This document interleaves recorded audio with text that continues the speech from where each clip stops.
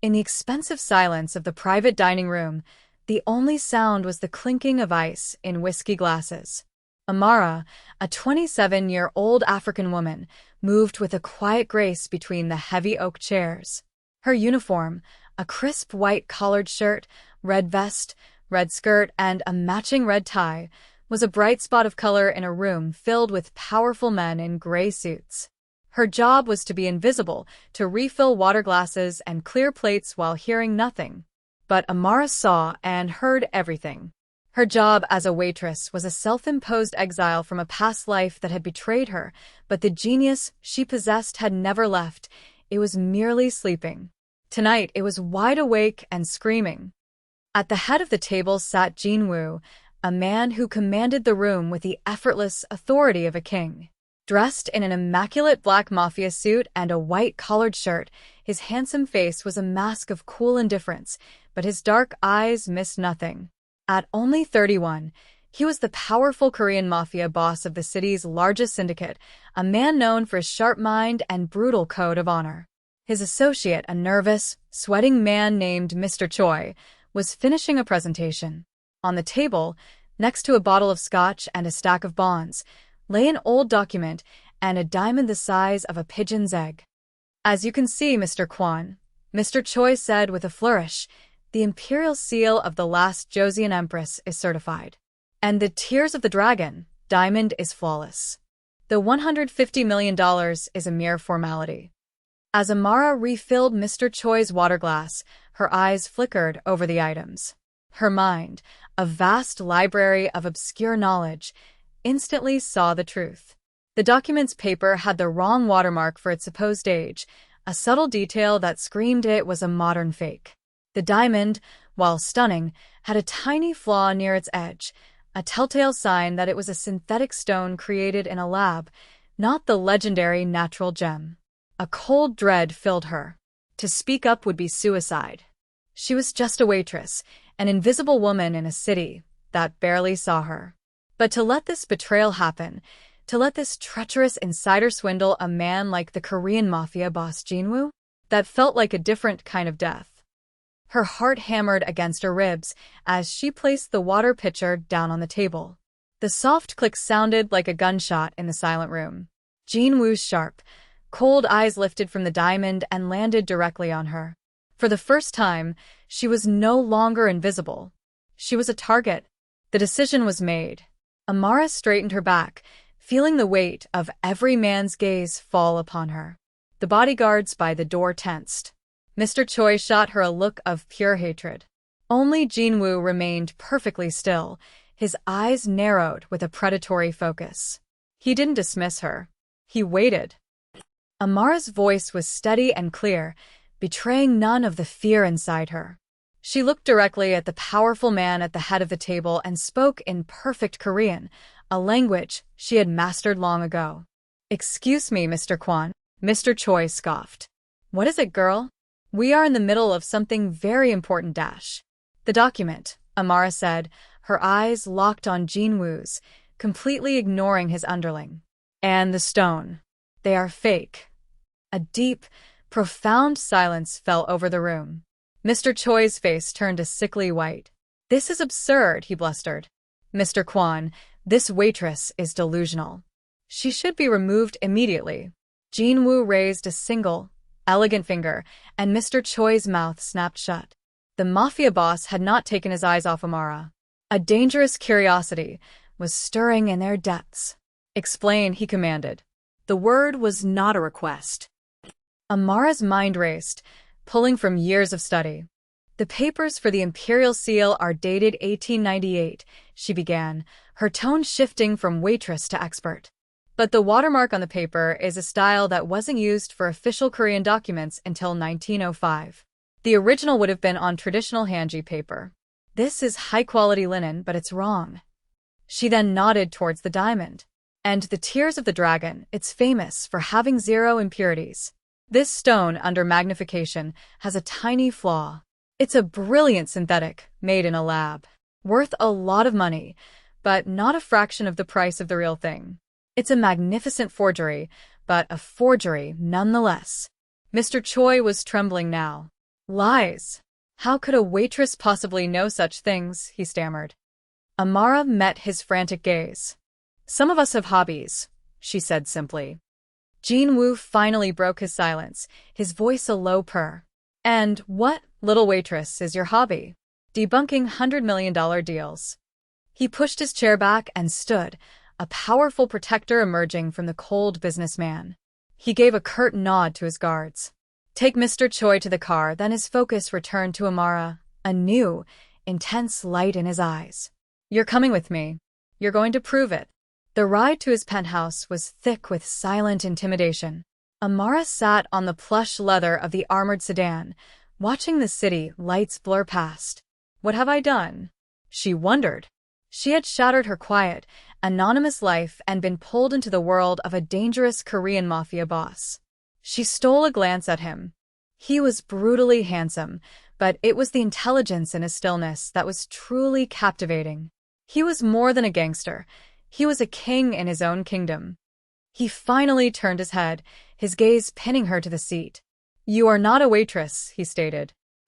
My uniform would suggest otherwise, Amara replied, her wit a shield against her fear. A corner of his mouth ticked upward, a ghost of a smile. Your uniform is a costume. Your words in that room were the words of an expert. Who are you? I'm the woman who just saved you from losing $150 million, she deflected. You haven't saved it yet, he countered smoothly. You've only made a claim. The car descended in a private lift, opening directly into a sprawling penthouse that overlooked the city. The space was a testament to minimalist luxury, with walls of glass and priceless art. His men brought in the document and the diamond, placing them on a heavy slate table. The disgraced Mr. Choi was brought in as well, held between two guards, his face a mask of waxy fear. Jinwoo gestured toward the table. My former associate, Mr. Choi, is being detained. For his sake, and for yours, I hope your hobbies are as good as you claim. The threat was clear. He was offering her a chance to prove herself. I'll need a digital microscope and a jeweler's loupe, she said, her professional voice returning. Minjun nodded to one of his men, who left to get the items. For the first time in years, amidst the terror, Amara felt a strange thrill. She felt truly seen. The equipment arrived quickly. As Amara approached the table, a familiar calm settled over her. This was her world, a world of facts and empirical truths. Jinwoo stood back, arms crossed over his broad chest, watching her with unnerving intensity. Let's start with the easy part, she murmured, fitting the loupe to her eye. She held the diamond under the light. A natural diamond grows over billions of years deep inside the earth. A synthetic diamond is grown quickly in a lab. The layers are too perfect, she angled the stone. There, she said, pointing. Look at the girdle, the thin edge. You'll see faint, parallel lines. Growth lines. In a natural stone, they would be irregular. These are perfectly straight. It's the signature of a laboratory. She offered the loupe to Jinwoo. He took it, his powerful hand surprisingly gentle. He leaned over the stone, and she saw the moment he understood. A muscle in his jaw tightened as cold fury dawned in his eyes. Continue, he said. Amara moved to the microscope, placing the document under its lens and connecting it to a large television screen. An image of magnified paper fibers filled the screen.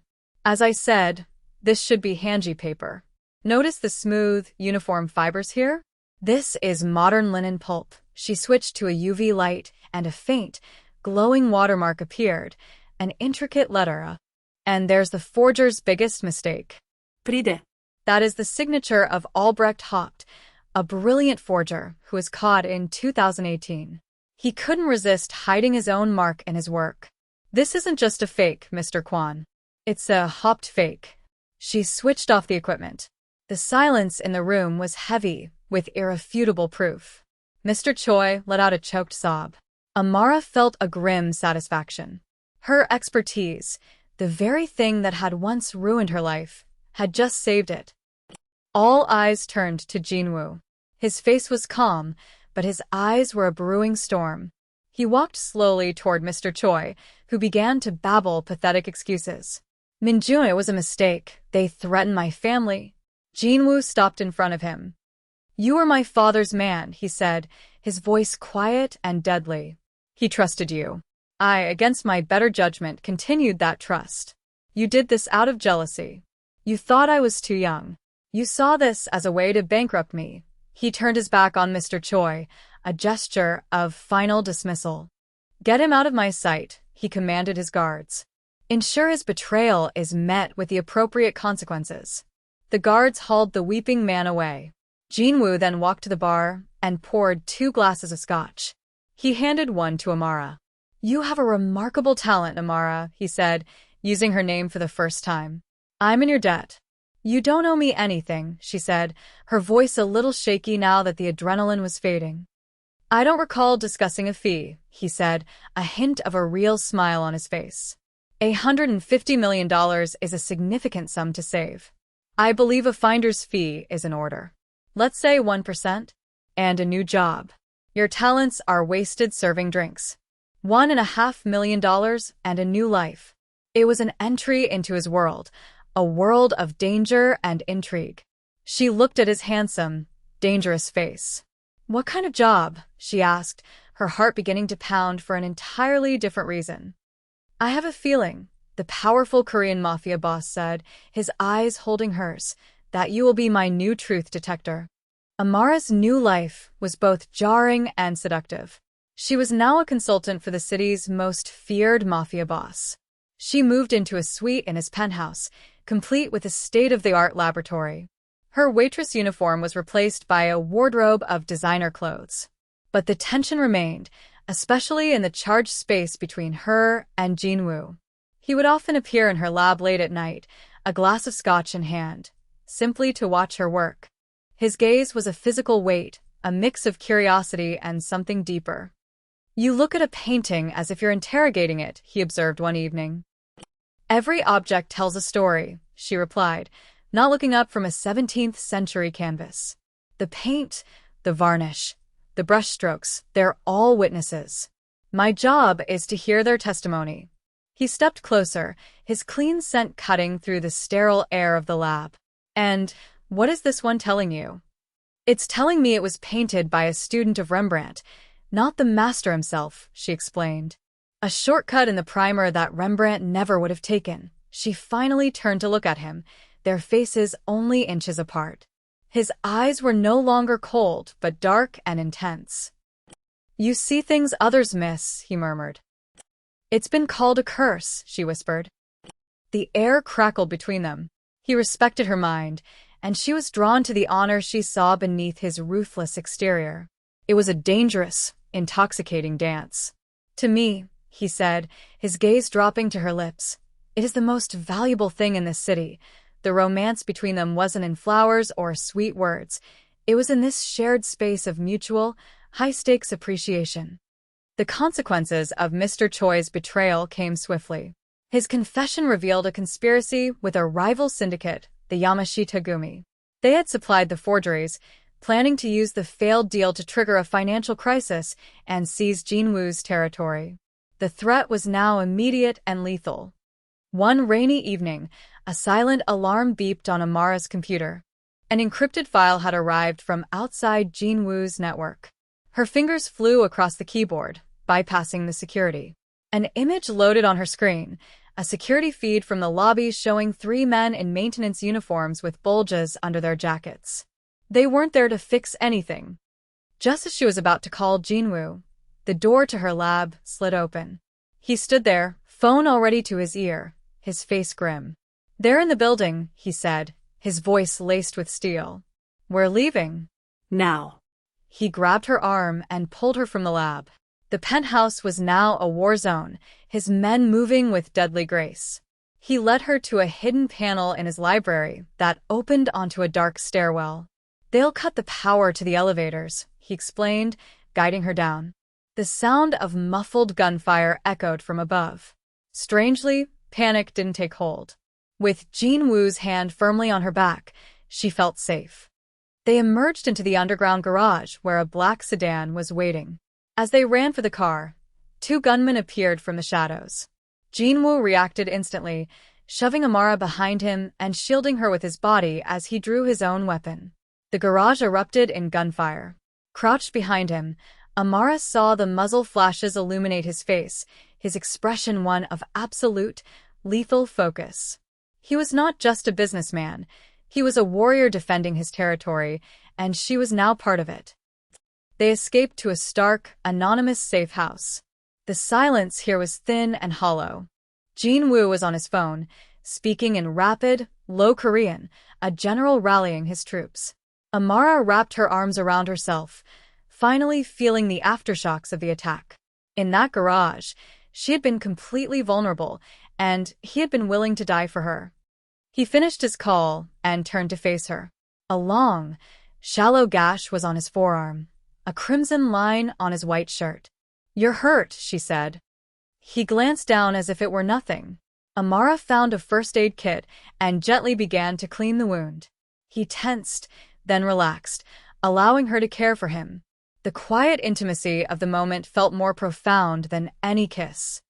"Why did you hide your skills?" he asked, his voice softer than she'd ever heard it. "Why were you a waitress?" Amara paused. "My expertise, they cost someone I loved everything. My mentor. We uncovered a massive fraud scheme at our university. The people involved were powerful. They couldn't disprove our findings, so they destroyed our reputations. I was blacklisted. I promised myself I would never use that part of my mind again. I just wanted to be invisible." He reached out and tilted her chin up, forcing her to meet his gaze. His eyes held a fierce, protective tenderness. "The world tried to bury your light," he said, his thumbs stroking her jaw. "I will not let that happen. With me, you will never be invisible." It was a vow that healed a part of her she hadn't known was still broken. The space between them collapsed, and he leaned down and kissed her. It was not a gentle kiss. It was a raw, desperate claiming, born from the realization of what they had almost lost. In the days that followed, the safe house became their command center. Armed with the Mafia boss's resources and Amara's intellect, they went on the offensive. Amara became a digital ghost, tearing through the Yamashita-gumi's financial networks. She found their weak points, their shell corporations, their secret ledgers. "They're laundering money through high-end art auctions," she explained to Jin-woo, pointing to a complex flowchart. "They buy fakes, then use forged documents to sell them at inflated prices, creating clean cash. The key is a man named Kenji Tanaka. He's their chief authenticator and the head of their operations in this city." The final confrontation was not a shootout, but something far more elegant. Jin-woo arranged a meeting at a high-stakes auction at a neutral gallery. Tanaka, a sleek, arrogant man, agreed to attend, completely unaware of the genius at Jin-woo's side.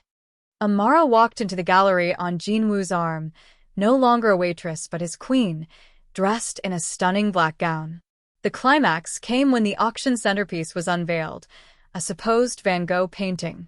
Tanaka himself stepped forward to vouch for its authenticity. "A masterpiece," he declared, "valued at over $200 million. Then, Amara spoke, her voice clear and amplified. "It's a fake," Tanaka sneered. "And who is this?" "This," Jin-woo said, his voice ringing with pride, "is the woman who is about to ruin you."